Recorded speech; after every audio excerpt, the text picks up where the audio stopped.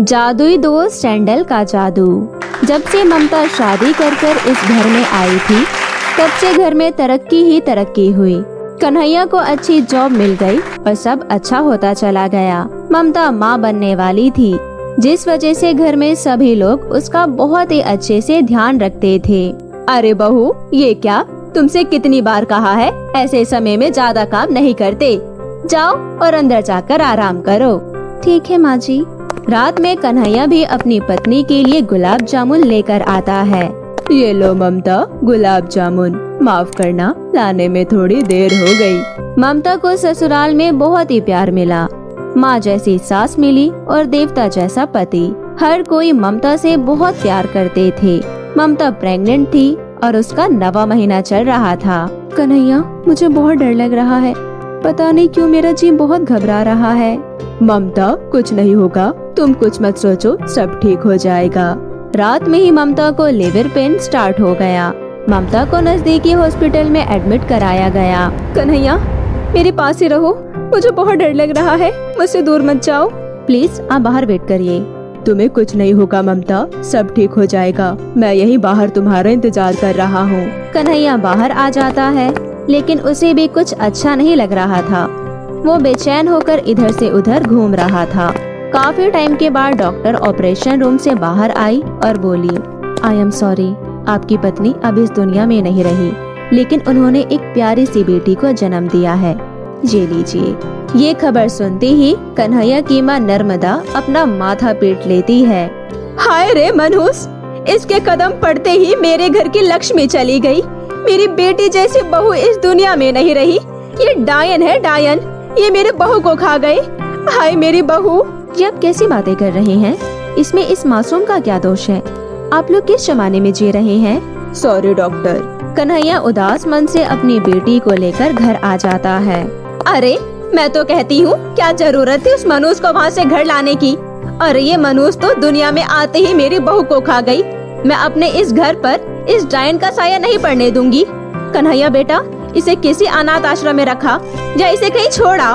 माँ, ये आप कैसे बातें कर रहे हो? ममता के जाने के बाद एक यही तो मेरे जीने का सहारा है। आप इस मासूम को क्यों दोष दे रही हो माँ? ये तो मासूम है, जो हुआ उसमें इसकी कोई गलती नहीं है माँ। ये मेरी बेटी है और ये मेरे साथ ही रहेगी। कन्हैया ने अपनी बेटी का नाम पीहू रखा। वो अपनी बेटी का बहुत अच्छे से ध्यान रखता है। ऐसे ही कुछ दिन बीत गए। माँ के बार बार कहने के बाद कन्हैया सोचकर दूसरी शादी के लिए तैयार हो जाता है कि बिन माँ की बच्ची पीहू को भी माँ का प्यार मिल जाएगा। वो जल्द ही सुचिता नाम की औरत से दूसरी शादी कर लेता है। सुचिता पीहू का बहुत ही अच्छे से ध्यान रखती है। पीहू भी माँ के रूप में सुचिता को पाकर बहुत खुश थी। ऐसे ही कई साल बीत जाते हैं। सुचिता ने भी एक प्यारी सी बेटी भव्या को जन्म दिया। पीहू भव्या को बहुत प्यार करती। एक दिन, पापा मुझे चिड़ियाघर घूमने जाना है, प्लीज ले चलो ना पापा। खबरदार, जो इस मनोज को लेकर कहीं गया तो। अरे तुम लोग को कब समझ आएगा, ये लड़की डायन है, डायन। पैदा होते ही अपनी माँ को खा गई। माँ जी, ये सब अंधविश्वास है। जो हुआ वो बस एक हादसा था। इसमें पीहू की क्या गलती है? माँ, मैं तंग आ गया आपके रोज रोज के चिक चिक से। आखिर आप पीहू को ताना देना कब बंद करोगी? चलो बेटा, चलते हैं। कन्हैया जब पिकनिक के लिए अपनी बेटी को लेकर जा रहा था, तभी उसका एक्सीडेंट हो जाता है और कन्हैया की मौके पर ही मौत हो जाती है। पीहू को थोड़ा चोट आता है, लेकिन वो बच जाती है। ये खबर जब उसके घर वालों को लगती है, तो उनके ऊपर तो जैसे दुखों का पहाड़ ही टूट पड़ता है। हे भगवान, ये तूने क्या किया?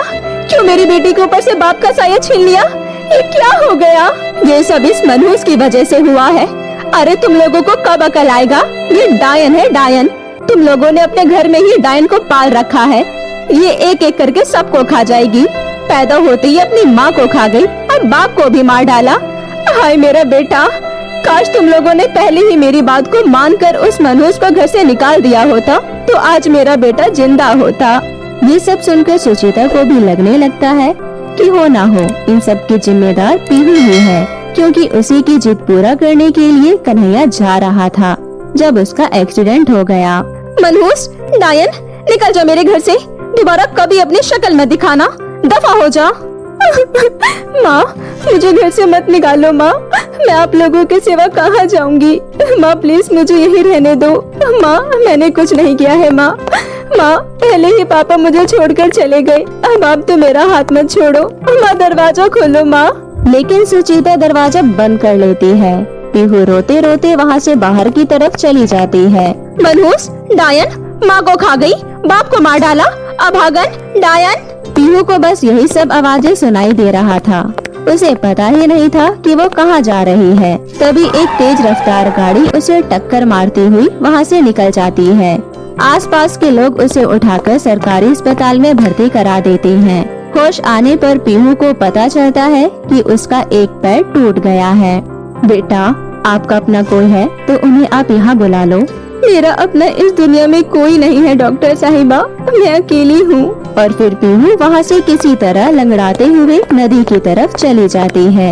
मुझे माफ कर देना माँ, मैं अब जीना नहीं चाहती। मैं इस नदी में कूदकर अपनी जान देने जा रही हूँ। तभी वहाँ पर एक परी आती है और कहती है, रुक जाओ पीहू, ऐसी जिंदगी से हार नहीं मानते। आप कौन है और मुझे क्यों रोक रही हैं? मैं परी हूँ और मुझे तुम्हारी माँ ने तुम्हारी मदद के लिए भेजा है। बेटा, ऐसी जिंदगी से हार नहीं मानते बेटा, जो हुआ वो तो तकदीर है, उसमें तुम्हारा कोई दोष नहीं। कैसे कोई दोष नहीं है परी जी? मैंने कौन सा पाप किया है जिसके भगवान ने मुझे इतनी बड़ी सजा दी? जन्म लेते ही मुझसे मेरी माँ को छीन लिया, बड़ी हुई तो पिताजी को, और ये सब मेरी वजह से ही हुआ है ना मैं पैदा होती ना ये सब होता। ये तो नियति है, जो होना है उसे कोई नहीं बदल सकता। जिंदगी तो हर मोड़ पर तुम्हें चुनौती देती है, लेकिन सच्चा इंसान वही होता है जो इन चुनौतियों का सामना कर आगे बढ़ता है। हिम्मत रखो, सब सही हो जाएगा। ये लो, ये 2 जादुई सैंडल है। इस सैंडल को पहनते ही तुम्हारा पैर बिल्कुल ठीक हो जाएगा, और इस सैंडल को पहनकर तुम जो कुछ भी कहोगी वो सब सच हो जाएगा। अब तुम खुशी खुशी अपने घर जाओ। पीहू परी का धन्यवाद कर घर की तरफ जाने लगती है। इधर पीहू की दादी की बहुत ही ज्यादा तबीयत खराब हो जाती है। देखिए, इनकी हालत बहुत खराब है, इनका ठीक होना नामुमकिन है। मैंने अपनी तरफ से दवाइयाँ दे दी है, अब बस भगवान ही इन्हें बचा सकते हैं। माँ, दीदी कहाँ है? माँ, दीदी, माँ मुझे दीदी के पास जाना है। हे भगवान, ये मुझसे क्या हो गया? एक माँ होकर मैं अपनी बेटी के साथ ऐसा कैसे कर सकती हूँ? पता नहीं किस हाल में होगी मेरी पीहू, कहाँ होगी? भगवान, मेरी पीहू को घर भेज दो। तभी पीहू आ जाती है। सुचिता पीहू को गले से लगा लेती है और उसे अपने किए की माफी मांगती है। कहाँ चली गई थी पीहू बेटा? अपनी माँ से नाराज होकर कोई ऐसे जाता है क्या? मुझे माफ कर दे बेटा। माँ का प्यार देखकर पीहू माँ को गले से लगा लेती है। तभी पीहू को पता चलता है कि उसकी दादी बहुत बीमार है। फिर पीहू अपने जादुई सैंडल से कहती है, जादुई सैंडल, अपने जादू से मेरी दादी को ठीक कर दो। पीहू के इतना कहते ही दादी ठीक हो जाती है, और फिर पीहू इस जादुई सैंडल के बारे में सबको बताती है। सब सुनने के बाद दादी को भी अपनी गलती का एहसास होता है। वो पीहू से माफी मांगती है और फिर सभी मिलजुल कर खुशी खुशी उस जादुई सैंडल के साथ रहने लगते हैं। मेरे प्यारे दोस्तों, तो कैसी लगी आपको मेरी ये कहानी? मुझे कमेंट करके जरूर बताएं और इसे अपने दोस्तों के साथ भी शेयर करें। और हाँ दोस्तों, अगर आपने अब तक मेरे चैनल को सब्सक्राइब नहीं किया है तो प्लीज जल्दी से नीचे लाल बटन दबाकर अभी कर लें। तो मिलती हूँ आपसे फिर किसी नई कहानी के साथ। तब तक के लिए आप अपना ध्यान रखें। बाय बाय दोस्तों।